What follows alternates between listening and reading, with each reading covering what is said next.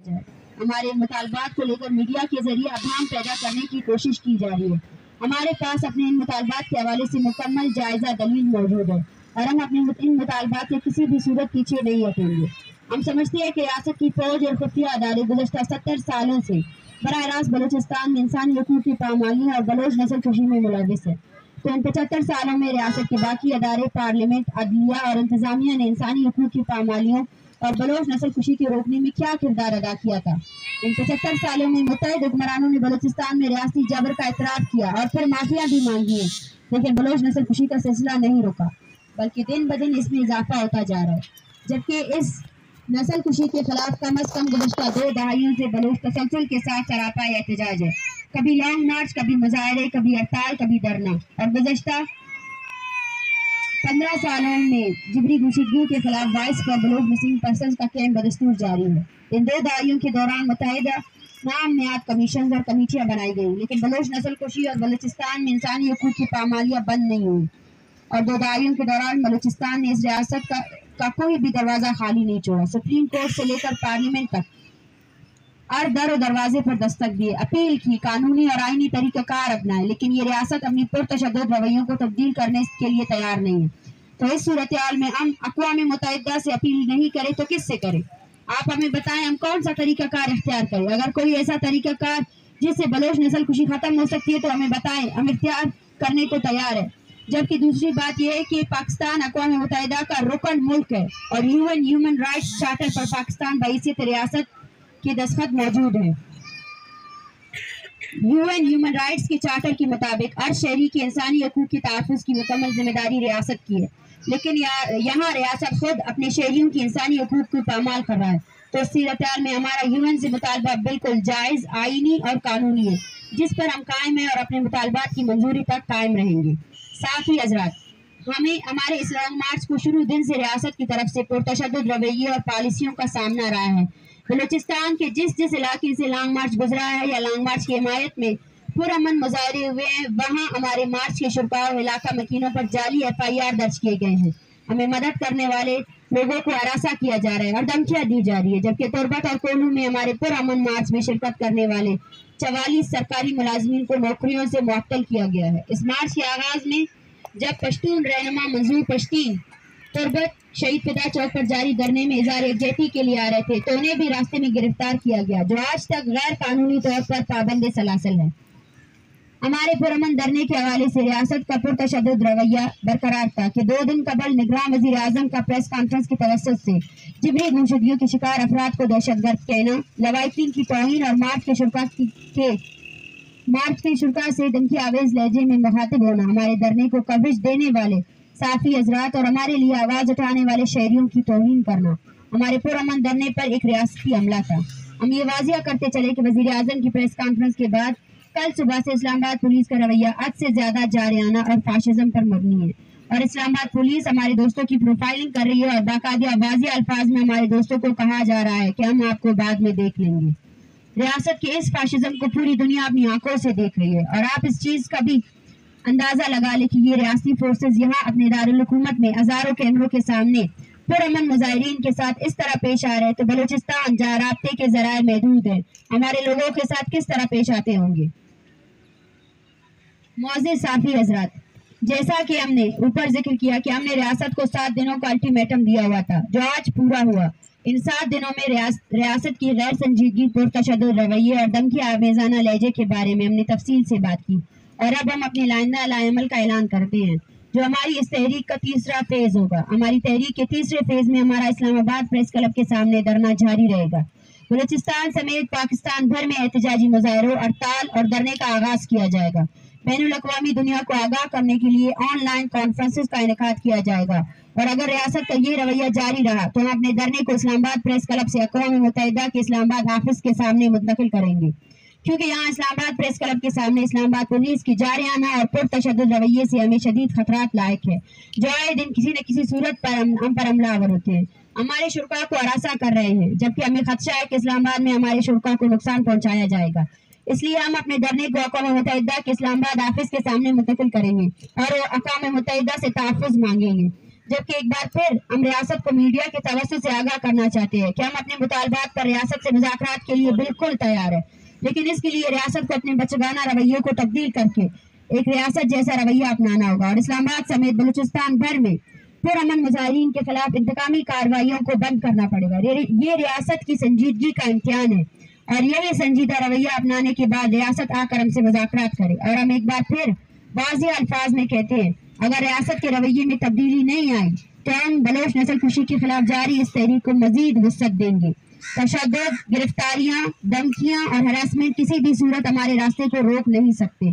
जबकि हम इस प्रेस कॉन्फ्रेंस के तवस्सुत से बैनुल-अक़वामी बिरादरी से अपील करते हैं कि बलोच नस्ल कुशी व बलूचिस्तान में इंसानी हकूक़ की पामालियों के खिलाफ और हमारे इस लॉन्ग मार्च की हिमायत और हमारे तहफ़्फ़ुज़ के लिए पूरी दुनिया में आवाज़ उठाई जाए। Thank you. डॉक्टर साहब ये बताइएगा कि अब ये जो नया तीसरे फेज का ऐलान किया है, इस तीसरे फेज आगे आने वाले दिनों में हम देखेंगे कि रियासत का रवैया हमारे साथ कैसा रहेगा और उसी तरह हम आने वाले दिनों में इसका फैसला करेंगे कि आगे आने वाले दिनों में हम किस तरफ इस धरने को लेकर जाएंगे। Thank you. डॉक्टर साहब ये बताइएगा कि 12 दिन हो गए, इसमें आप क्या समझती हैं कि कोई कामयाबी के साथ साथ कुछ कामयाबी आपको मिली या हमने कल कुछ वीडियो देखी है जिसमें बाकायदा बिस्तरे जो लोग कंबल लेके आ रहे थे उनको चेक किया जाता है, उनको नहीं आने दिया।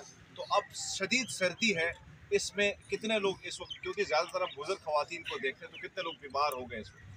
देखिए हमारे जितने हमारे पास ये लवाकिन मौजूद है उनमें बेशतर बीमार है। अभी एक बच्ची है उसको एंजाइटी अटैक हुआ है, तो एक टेंशन है और दूसरा ये रवैया जो इन्होंने इख्तियार किया है। बूढ़ी औरतें हमारे पास है, चेस्ट इन्फेक्शन के उनको है और ब्लड प्रेशर है, स्ट्रेस भी है और मौसम भी इस तरह नहीं है। तो आने वाले दिनों में शायद हालात सख्त हो सकते हैं, लेकिन हमें लगता है कि हमारा हौसला पस्त नहीं होगा, क्योंकि ये इन माओं का फैसला है कि वो यहाँ बैठे रहेंगे। वो 14 साल से अपने बेटों का इंतज़ार कर रहे हैं, इस तहरीक का हिस्सा रहे हैं। आने वाले दिनों में अगर इनमें से किसी की तबीयत ख़राब हो जाती है या इनमें से किसी को नुकसान पहुँचता है तो इसकी जिम्मेदारी और उसके कातिल भी रियासत ही होगी। मैं आपको ये बताइएगा कि अनवारुल हक काकर साहब ने तो आप साथियों को धमकी दे दी है कि आप जाके BLA ज्वाइन कर लें या BNA ज्वाइन कर लें। एक तो इस पर कमेंट कीजिएगा, दूसरा साथ साथ ये भी बताएं कि जो यूथ आपकी यहाँ से गिरफ्तार हुई है क्या वो रिहा हुए हैं अभी तक, क्या वो अभी तक गिरफ्तार हैं? जी नहीं, जो लोग गिरफ्तार हुए थे उनको रिहा किया गया है, लेकिन उनको मुसलसल तौर पर हरासा किया जा रहा है। SP कोई फारूक नियाजी है, उन्होंने बाकायदा उनके NIC भी लिए हैं और सामने मीडिया के सामने भी उनको ये कहा जा रहा है कि हम आपको बाद में देख लेंगे। तो और मैं वज़ीर आज़म के बयान पर यही कहूँगी कि मुझे बहुत अफसोस है कि इस स्टेट जमहूरिया पाकिस्तान का वज़ीर आज़म जो है ना जबरी गुमशुदगियों को जस्टिफाई कर रहा है और ये लवाकिन यहाँ बैठे हैं। आपके किस आईन, किस कानून ने इनको दहशतगर्द करार दिया? लाएं और वर्डिक्ट लाएं। सबसे पहले तो आप लोगों ने इनकार किया कि मिसिंग पर्सन एग्जिस्ट ही नहीं करते हैं, उसके बाद आपका बयान हमारी तहरीक की तायीद करता है। आपका बयान हमारी तहरीक की तायीद करता है कि ये हज़ारों लोग आपके ज़िंदानों में जिनको आप जो है ना गैर कानूनी तौर पर तशद्दुद का जो है ना निशाना बना रहे हैं। जमाल रेसानी ने एक स्टेटमेंट दिया, और उन्होंने कहा कि बलूचिस्तान की जो लापता अफराद का मसला है ये बलूचिस्तान का सबसे बड़ा मसला नहीं है, इस पर क्या कहेंगे?